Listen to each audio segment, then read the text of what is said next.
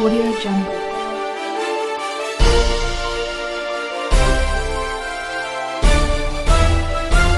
Audio Jungle.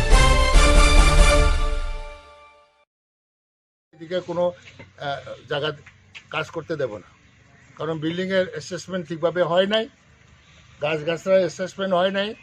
Tripura গভর্নমেন্টের এটা rate থাকে, কাঁঠাল গাছ যদি কাটতে হয় একটা কাঁঠাল গাছে 20,000 টাকা দেয়। আম গাছের একটা রেট আছে, সুপারি গাছের রেট আছে, এবং আমরা সমস্ত ডাটা নিতেছি। আমরা ডিএমএকে অনুরোধ করব যে এখানে ক্ষতিপূরণ সঠিক না পেলে যাতে এখানে জোর জবরদস্তি না করে, যদি করতে চায় আমরা গ্রামবাসী আমরা সম্মিলিতভাবে প্রতিরোধ করব। আপনার নামটা? অরুণ কুমার দাস। কিটা সমস্যা হয়েছে? আমরা তো গভর্নমেন্টে নোটিশ দিছে, আমরা এটা গড় বাঙ্গনের লাগে রাস্তা হইতাছে। এখন রাস্তার তো টাকা পয়সাও কিছু দিছে না। এখন ইদানিং মাইকিং করছে, আমরা জায়গা ছাড়ি দিতাম। এখন টাকা টুকাও তো কিছু পাইছি না। এখন আমরা এখানে 20 লাখ 22 লাখ রেটে জায়গা বিক্রয় হইতাছে। এখন আমরা লাখ 1.5 লাখ দিলে তো এটা আমরা সম্ভব না বাড়িঘর করণ।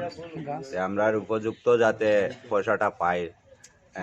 গাছগাছরাও আছে, সুপারি নারিকেল সব কিছু।